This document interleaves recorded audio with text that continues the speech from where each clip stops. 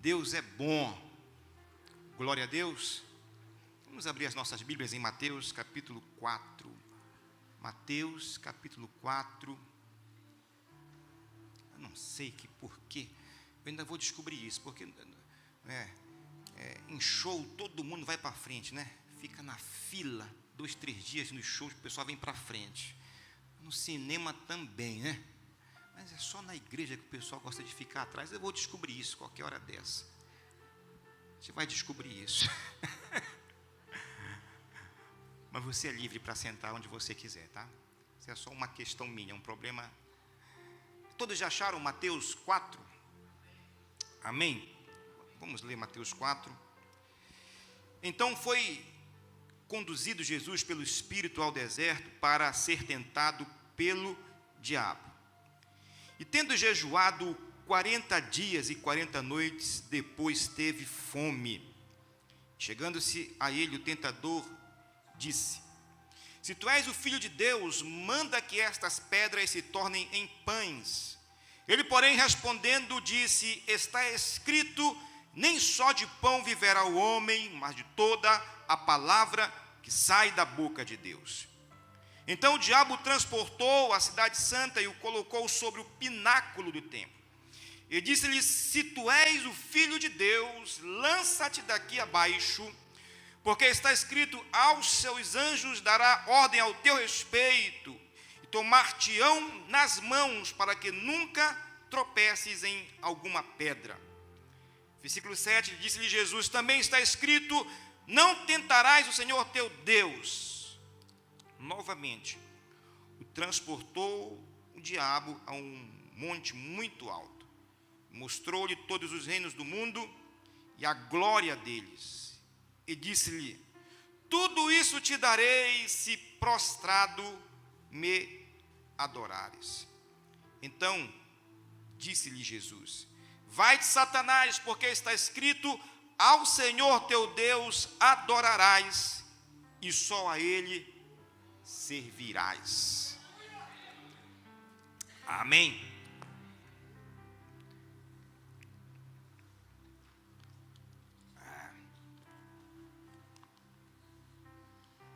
Quando nós nos deparamos com esse texto da tentação, Pastor Paulo, bom dia. Quando nós nos deparamos com esse texto da tentação, essas 3 tentações, essas 3 tentativas de Satanás, e a gente, talvez em nenhum outro texto, está mais clara o caráter, a essência do coração de Deus, do coração de Cristo, e o caráter e a essência do coração de Satanás e a essência do coração do mundo. Na verdade, a essência dessas 3 tentativas de Satanás, a essência da tentação de Satanás, na verdade é uma só, e envolve a questão do poder, da autoridade. Aqui está a essência.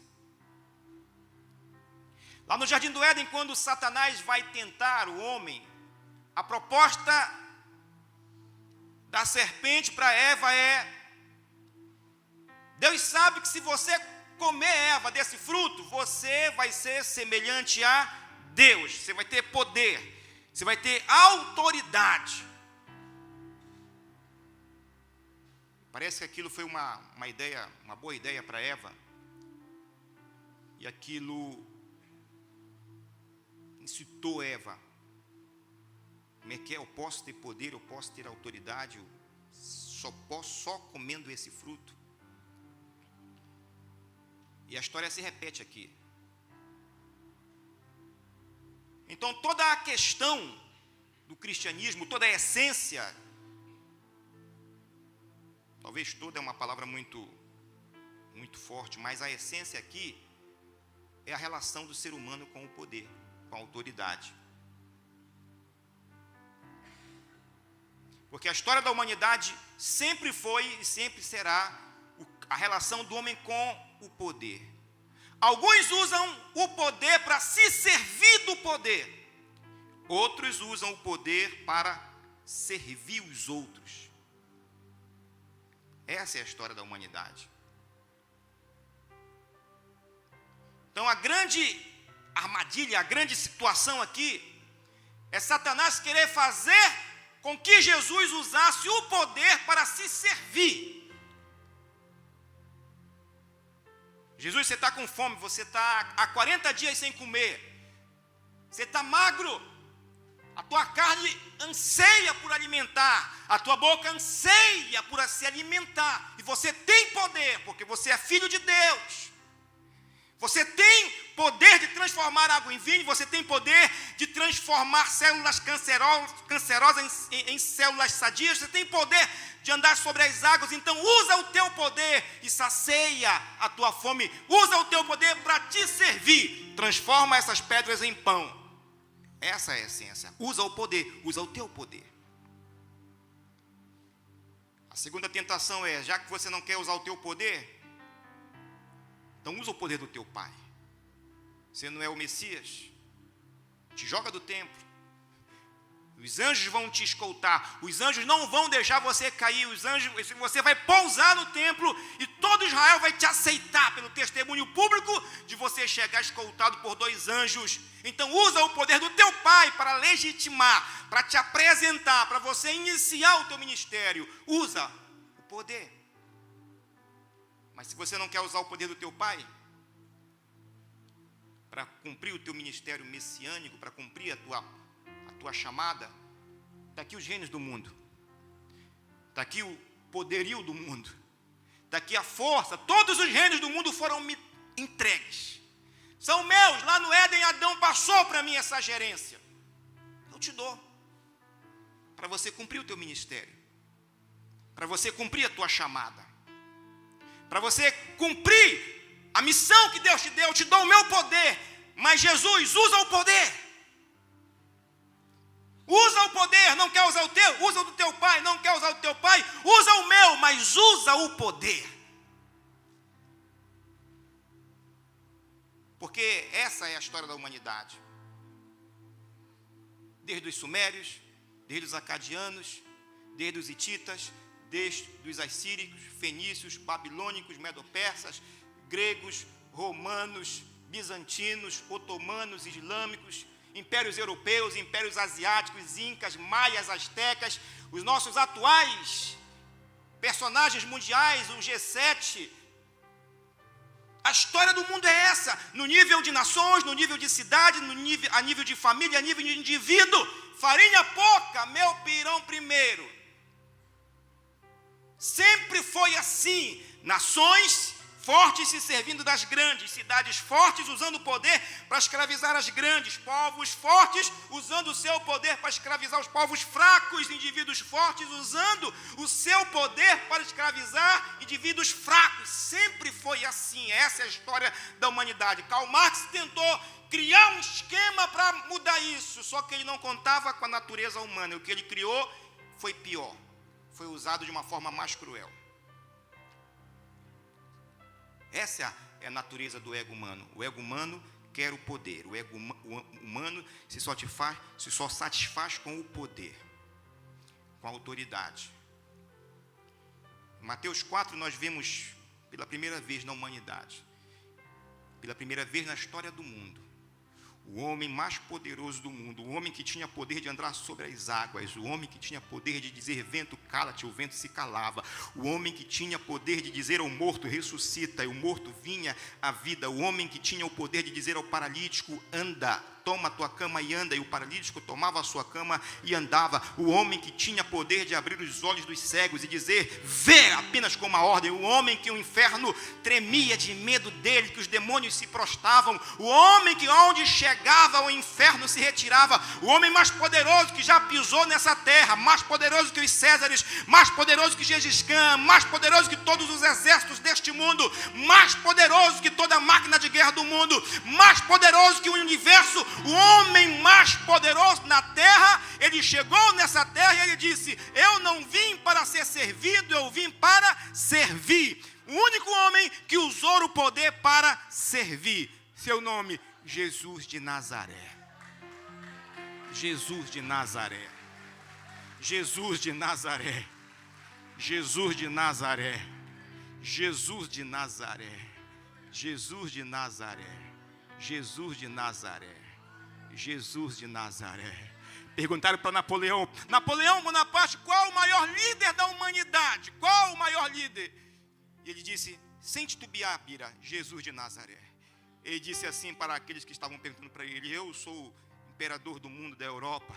Eu tenho homens que estalam o dedo, eles cumprem as minhas ordens, mas depois que eu morrer, nenhum homem vai mais cumprir as minhas ordens, eu vou ser esquecido. Jesus já morreu há 1800 anos atrás, e até hoje existem pessoas que obedecem a sua palavra, que seguem a sua voz, que louvam o seu nome. Ele é adorado, as pessoas dão a vida por ele é inesquecível, ele conquistou Roma, ele conquistou os impérios, ele é o maior líder, o maior homem da história, Jesus de Nazaré. Jesus de Nazaré.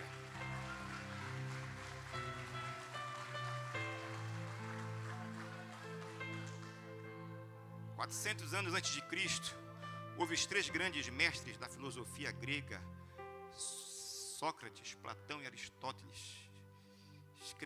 Platão escreveu a República, Sócrates foi o pai da ciência, Pitágoras foi o pai da matemática, Heródoto foi o pai da história, mas somente ele é pai da eternidade. Pai da eternidade, pai da eternidade, pai da eternidade. Platão ensinou por quase 40 anos, Sócrates também influenciaram um pouco. Na sua época, depois os seus escritos vieram à tona, Jesus ensinou 3 anos, nunca escreveu um livro. Nunca deu uma entrevista, nunca construiu uma igreja, nunca reformou uma igreja, nunca instituiu um código Não, ele só ensinou 3 anos e até hoje o mundo está de pé, o mundo existe por causa de Cristo. Por causa de Cristo. John Lennon disse, nós seremos, na década de 70, não foi? Nós seremos mais famosos que Jesus Cristo. Um dia Cristo vai ser esquecido e as nossas músicas vão tocar. Hoje as músicas dos Beatles eu acho que tocam em alguma rádio aí retrô de madrugada, mas a cada manhã Jesus é louvado nas igrejas, nos 5 continentes, na China, nos Estados Unidos, na América, no Brasil, nas Índias, no Xingu. Jesus a cada manhã, um culto como esse está acontecendo nos 5.000 municípios do Brasil, um culto como esse está acontecendo nos 50 estados americanos, na China. Jesus hoje está sendo louvado nos 4 cantos da terra, porque Ele é Rei dos Reis e Senhor dos Senhores. Ele é Rei dos Reis e Senhor dos Senhores. Se você está sentindo a presença dEle nessa manhã, aplauda o seu nome, aplauda a sua glória. Ele está aqui, aleluia, aleluia, aleluia, aleluia. A diferença é só essa. Os homens do mundo usam sempre o poder para se servir, inclusive a religião. Inclusive a religião, todas elas, inclusive a religião cristã, seja ela cristã ortodoxa, cristã católica, cristã protestante, cristã anglicana, cristã metodista, seja ela Assembleia de Deus, todas elas primeiro se servem, primeiro se constroem, primeiro se edificam, primeiro colocam a sua marca no mundo, para depois o que sobrar vão servir as pessoas. Cristo foi a única pessoa que não construiu nada, só investiu em pessoas, só construiu pessoas, só salvou pessoas, só curou pessoas, só ensinou pessoas, só libertou pessoas, só salvou pessoas. Jesus não morreu naquela cruz por nada nesse mundo material, a não ser por pessoas, pessoas, pessoas. Pessoas. Por isso que ele é nosso exemplo. Paulo não é nosso exemplo. Paulo tem exemplo para dar, mas não é nosso exemplo. Tiago não é nosso exemplo. Tiago tem exemplo para dar. Calvino não é nosso exemplo. Calvino tem muitos exemplos para nos ensinar, para nos legar. Lutero não é nosso exemplo, mas Lutero também tem alguns exemplos para nos dar. Daniel Bergen, Gunnar Wing, fundador da Assembleia de Deus, tem exemplos, mas não são exemplos. Jesus é o nosso modelo, nosso exemplo. Ele disse, aprendei de mim, que sou manso e humilde de coração. Ele disse, vinde a mim, todos vós que estáis cansados e sobrecarregados, e eu vos aliviarei. Tomai sobre vós o meu jugo e aprendei de mim, que sou manso e humilde de coração, porque o meu jugo é suave, o meu fardo é leve, e encontrarei trazereis descanso para a vossa alma. Ele é o nosso exemplo. E quem não tiver seguindo ele no seu exemplo de vida, no seu exemplo de conduta, está errado. Fora! Fora. Ele é o nosso exemplo. É o nosso exemplo de serviço. Tem gente hoje trocando de nomenclatura. Tem gente que não quer mais ser pastor, quer ser bispo. Tem gente que não quer mais ser pastor, quer ser apóstolo. Em Manaus tem pai apóstolo. Pai apóstolo. Paulo fala que, Filipenses 2,7, que ele, subsistindo na forma de Deus, esvaziou-se da sua divindade e tomou a forma de servo. Servo. Servo. Servo. É o elogio mais lindo que a Bíblia. Deus fez a um homem diante de Satanás. Deus não disse assim: tem visto meu apóstolo Jó, tem visto meu bispo Jó, tem visto meu pastor Jó, meu rei. Diz: tem visto meu servo Jó, homem temente, fiel, reto. Lá na eternidade, quando Deus for recompensar aqueles que chegarem lá, porque largue a porta, apertado o caminho, são poucos os que entram pelo caminho estreito, mas largue a porta, são muitos os que vão. Quando chegar lá, Jesus não vai dizer assim: seja bem-vindo, apóstolo, bispo, seja bem-vindo, bispo prismático. Ele vai dizer assim: servo bom e servo fiel, foste fiel no pouco, no muito eu vou te colocar. Servo. Servo. Porque quem não serve para servir, serve para ser servido. Os maiores líderes da Bíblia foram servos. Josué foi servo de Moisés. Eliseu foi servo de Elias. Paulo foi servo de Barnabé. Os discípulos foram servos de Jesus. Quem não serve para servir, não serve para ser servido. Os rabinos em Israel, quando eles se formam, eles não assumem sinagogas, eles vão trabalhar em ONGs de assistência humanitária.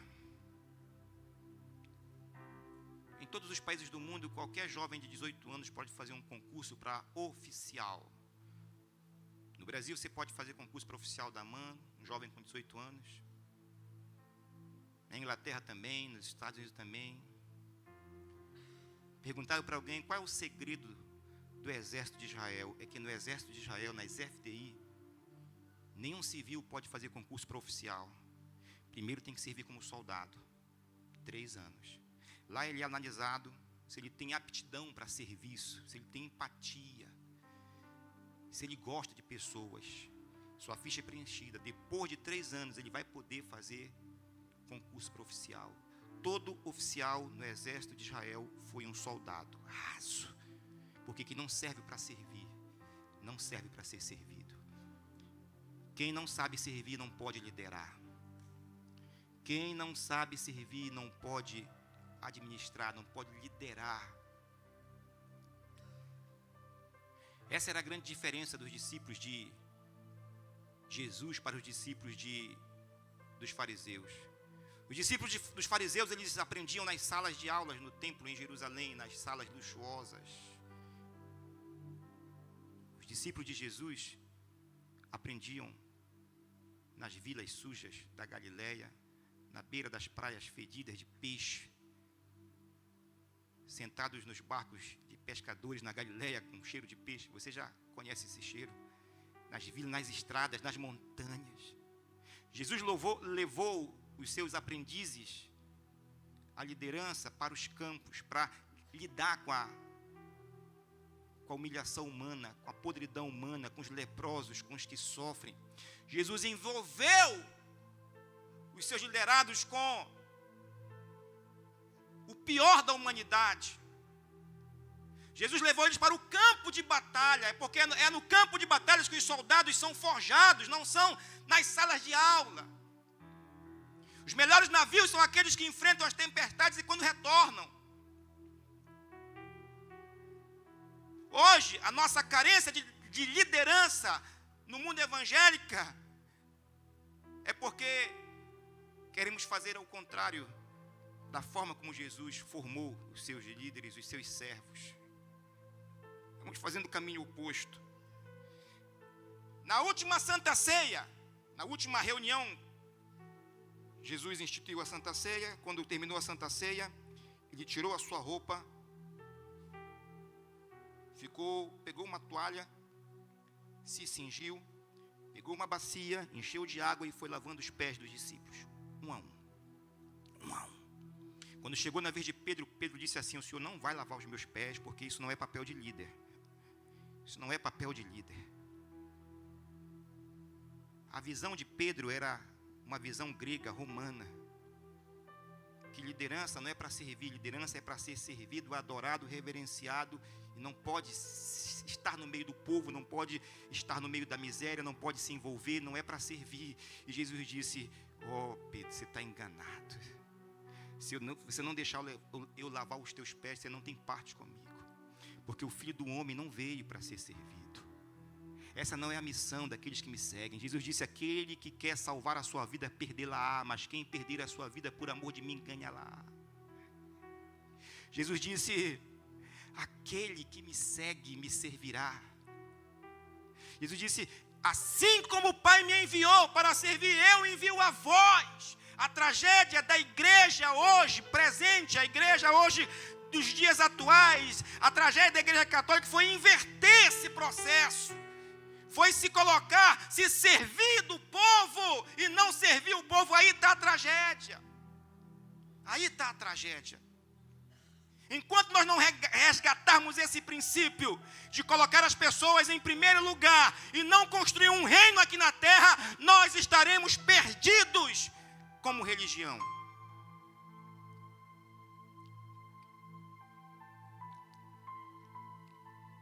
Aí ele vai lavando as pessoas, os pés das pessoas.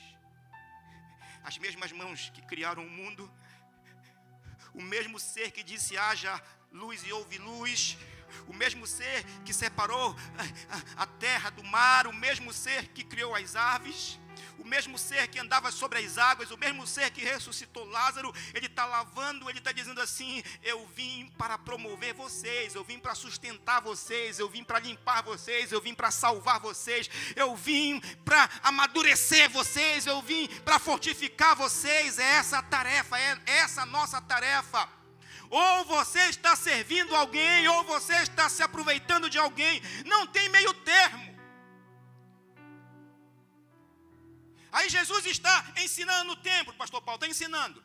Aí os religiosos chegam lá e dizem assim, ó, porque para ensinar no templo tinha que ter o quê? Autorização. Tinha que ter uma... Aí, com que autoridade tu faz isso aqui? O fariseu falando: quem te deu autoridade para fazer isso aqui? Em outras palavras, traduzia: ô Jesus, para quem tu trabalha? Para quem tu trabalha, Jesus? Porque para ti não é. Você está 3 anos pregando e você nunca construiu uma igreja, não escreveu livro. Você está 3 anos andando pela Galileia e você nunca construiu um templo, você nunca instituiu uma liderança, você não se aproveita da tua fama, do teu conhecimento para enriquecer a tua família, teus filhos, a tua mulher, a tua casa, teus parentes. Você não tem aliança política, você não está nem aí para os políticos, você não investe em você, você não criou um canal no YouTube, você não tem conexões. Para quem você trabalha, Jesus? Essa era a pergunta. Para quem você trabalha? Essa pergunta que o mundo faz hoje para o mundo evangélico. O mundo aí fora está perguntando: para quem vocês trabalham? É essa pergunta que o nosso vizinho está fazendo para nós. É essa pergunta que o governo está fazendo para a igreja. É essa pergunta que a sociedade faz para a igreja. É essa pergunta que o mundo faz para o mundo evangélico: para quem vocês trabalham? Porque infelizmente o povo evangélico no Brasil só se une para criticar a Netflix ou para criticar Brasília. Nas principais tragédias do Brasil, o povo evangélico está ausente. Brumadinho, Mariana, enchente do Rio Amazonas. Eu servi, trabalhei no Rio Amazonas, na área amazônica há 4 anos. Nunca vi o povo evangélico ajudar em nenhumas tragédias lá. Eu vi os mormons levarem navios de suprimentos para os ribeirinhos. Eu vi os espíritas atenderem nas enchentes da Amazônia. Eu vi isso.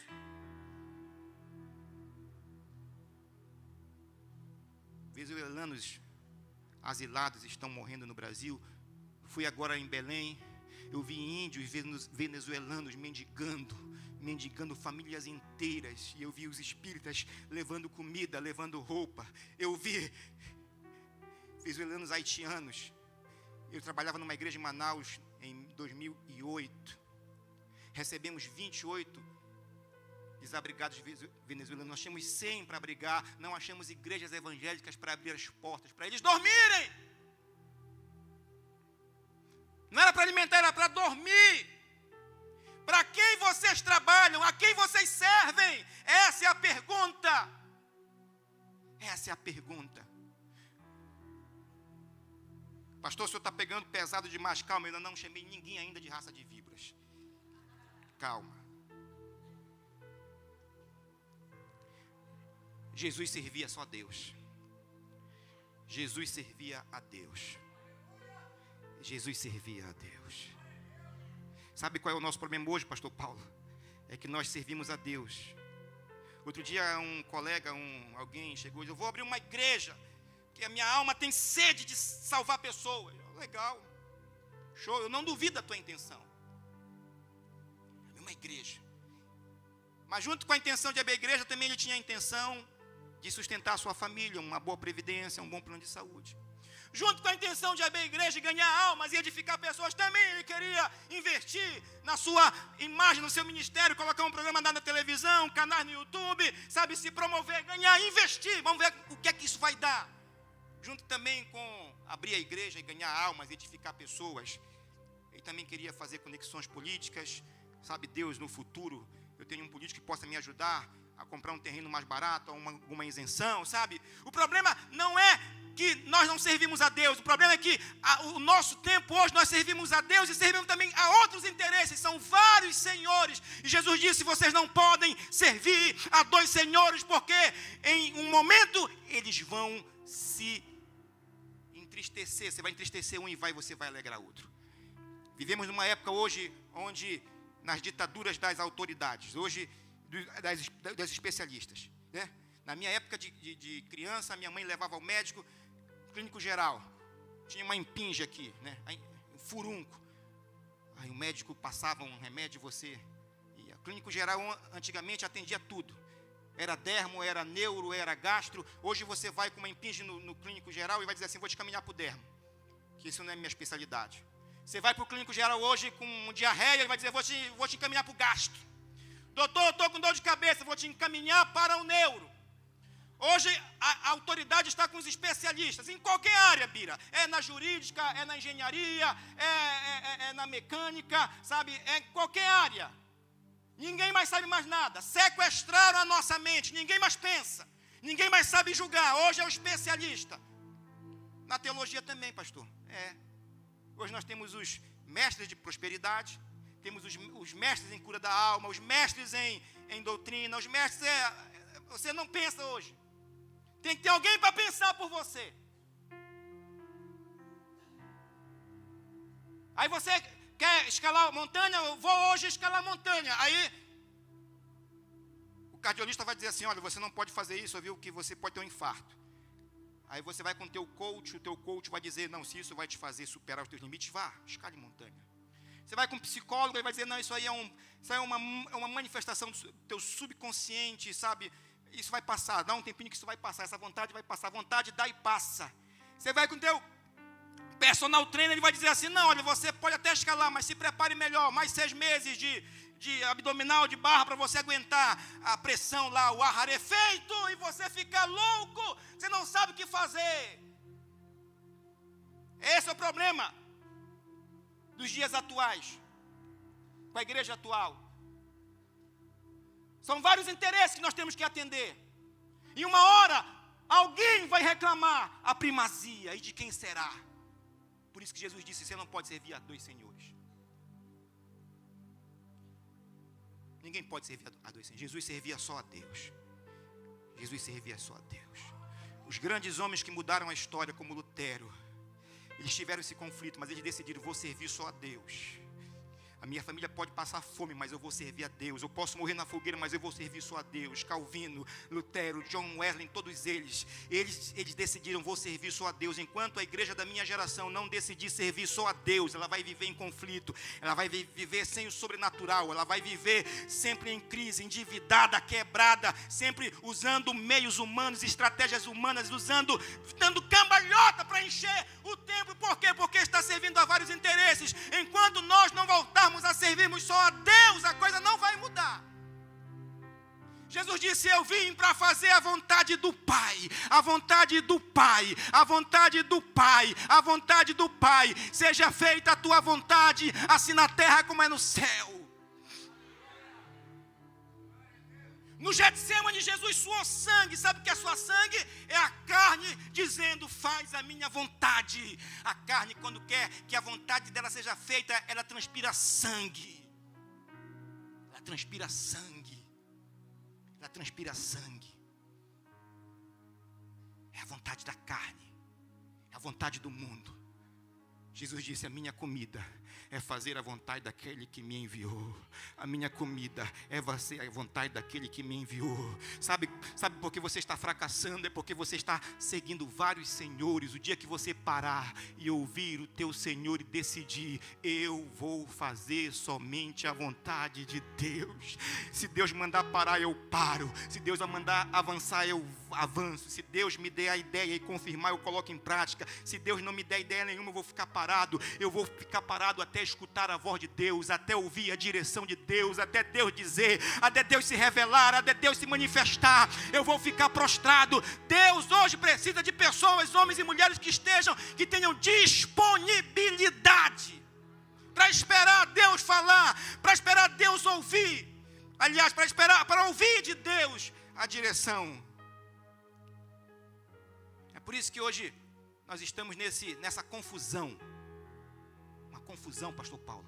O cara era pastor avivalista, hoje é parlamentar político, amanhã é assassinado pela família. O cara entra nos presídios para expulsar demônio, hoje o cara é preso, presidiário. O cara é profeta para as nações, hoje é político profissional com dentes de diamante, 150 mil de dentes de diamante, Washington. Ninguém mais sabe quem é quem. Ninguém mais sabe quem é pastor, quem é ovelha, quem é trigo, quem é joio, quem é diabo, quem é anjo. Está uma confusão, é pastor se matando, é bispo se matando. É escândalo em cima de escândalo. Escândalo atrás de escândalo. Porque Jesus falou, toda planta que meu pai não plantou vai ser arrancada. Todo plano bonito, toda estratégia bonita, toda coisa que Deus não plantou, Deus não edificou, não está na direção de Deus, vai ser arrancada, vai ser destruída o tempo. O tempo vai levar. Cadê os fariseus? Cadê os saduceus? Cadê os essênios? Cadê os zelotes? Sumiram, mas Cristo reina, Cristo reina, Cristo reina, Cristo reina, Cristo reina.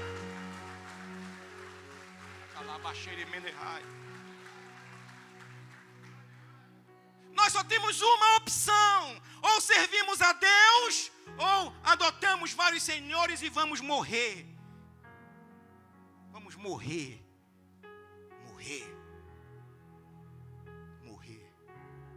Como muitos já estão morrendo. Deixa eu terminar a mensagem. Ela é dividida em uma parte amarga e uma parte doce. E a parte doce não deu tempo, pastor. No segundo culto eu falo a parte doce. E quando eu falar a parte doce, vocês vão esquecer a parte amarga. John MacArthur disse que mensagens brandas endurecem os corações. Mensagens duras amolecem os corações. Fique de pé comigo. Você foi chamado para servir a Deus. Mas servir a Deus como Jesus serviu. Analise o homem, disse Paulo, julgue-se o homem a si mesmo. A quem você está servindo? Quero te aconselhar nessa noite, em 2020, tomar uma decisão de servir a Deus. Eu fiz uma decisão na minha vida, eu disse: Senhor, eu vou te servir. Eu vou te servir.